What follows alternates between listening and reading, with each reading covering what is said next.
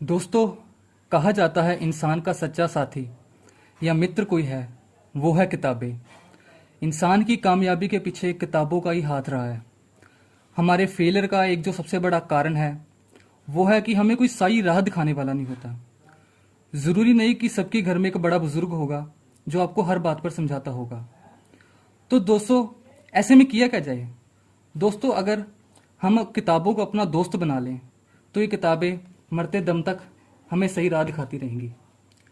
आप में से जो भी इस वीडियो को देख रहे हैं उनमें से कई बुक लवर होंगे, अनेकों किताबें पढ़ते होंगे। आज हम दोस्तों ऐसी ही एक one of the great book के बारे में बात करने जा रहे हैं। दोस्तों, जिस बुक का मैं जिक्र करने जा रहा हूँ उस किताब को आप में से कई लोगों ने पढ़ा होगा, तो शायद कुछ ने सिर्फ नाम सुना होगा। हम आज उस किताब को डिस्कस करने जा रहे हैं। हेलो दोस्तों, मेरा नाम है संदीप और आप देख रहे हैं इंसेंटिव डिज़ायर। अगर आप इस चैनल पर नए हैं तो लाइक शेयर कमेंट ज़रूर करें और लाल बटन को दबाकर सब्सक्राइब जरूर। दोस्तों, जिस किताब का जिक्र होने जा रहा है उस किताब का नाम है थिंक एंड ग्रो रिच। यह किताब वर्ल्ड की उन खास चुनिंदा किताबों में से एक है जिन्होंने ना जाने कितने ही लोगों की लाइफ बदल कर रख दी। दोस्तों, यह किताब one of the best selling book है। इसके नाम से ही हमें अंदाज़ा हो जाता है कि यह किताब कितनी प्रभावशाली हो सकती है। इस किताब को लिखा था नेपोलियन हिल ने, लेकिन इसके अंदर की जो विचारधारा है वो है दोस्तों एंड्रयू कार्नेगी की, जो कि एक अरबपति थे। उन्होंने सफलता के फार्मूले नेपोलियन हिल को बताए।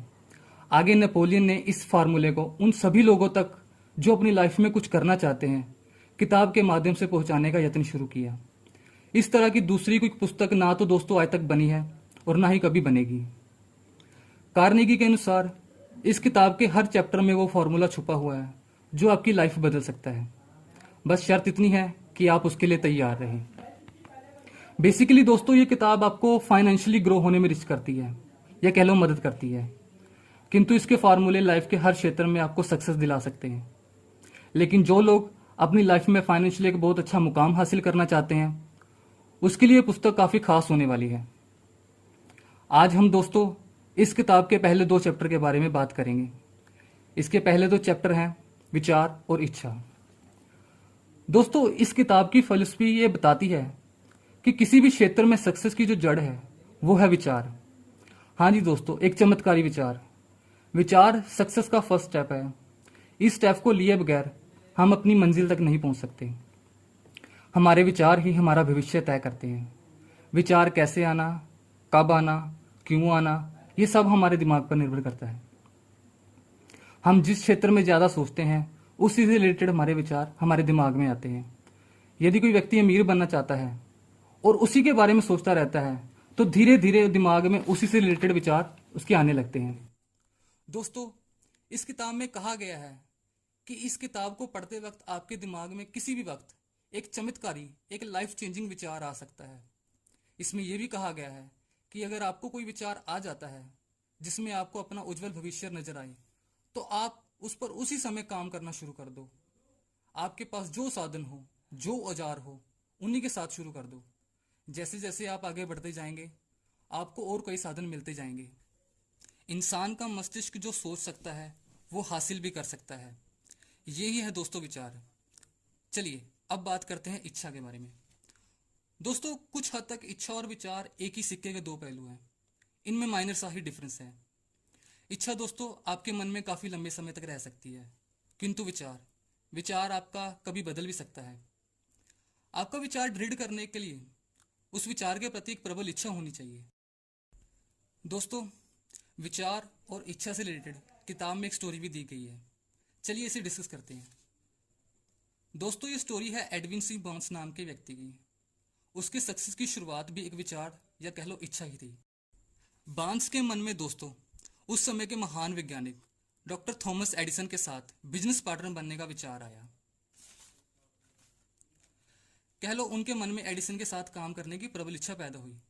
बार्न्स की इच्छा की खासियत यह थी कि दोस्तों कि उनकी इच्छा निश्चित थी। वह एडिसन के साथ तो काम करना चाहते थे लेकिन उनके लिए ही काम नहीं करना चाहते थे। जब यह इच्छा या विचार उनके दिमाग में आया या कह लो पहली बार कौंधा, तो वह स्थिति में नहीं थे कि इस विचार पर अमल कर सके। पहला तो यह था कि वो एडिसन को नहीं जानते थे। दूसरा, उनके पास न्यू जर्सी जाने के लिए रेल का किराया तक नहीं था। बाधाएं या कह लो मुसीबतें हौसला पस्त कर देती हैं, परंतु बांस की इच्छा दृढ़ थी और प्रबल थी। इसी के चलते दोस्तों वह एक दिन मिस्टर एडिसन की प्रयोगशाला में पहुंचे और उस व्यक्ति ने वहां पर सबके सामने यह घोषणा कर दी कि वह उस महान वैज्ञानिक का बिजनेस पार्टनर बनने के लिए आया है। एडिसन उसके हुलिये से तो बिल्कुल भी इंप्रेस नहीं हुए, क्योंकि उस समय बांस की हालत एक फुटपाथी जैसी दिख रही थी। किंतु एडिसन ने उसकी आंखों में उसकी प्रबल इच्छा को देख लिया था। एडिसन को पता चल गया था कि यह आदमी अपनी इच्छा पूरी किए बगैर पीछे नहीं हटेगा। यह देखकर एडिसन ने बांस को एक मौका दिया।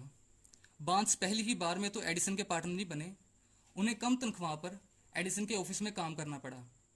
किंतु जैसे हमें बताया गया है, उनकी प्रबल इच्छा थी और प्रबल इच्छा के चलते उन्हें आगे अपनी लाइफ में मौका मिला और कुछ समय के पश्चात वह एडिसन के बिजनेस पार्टनर भी बने।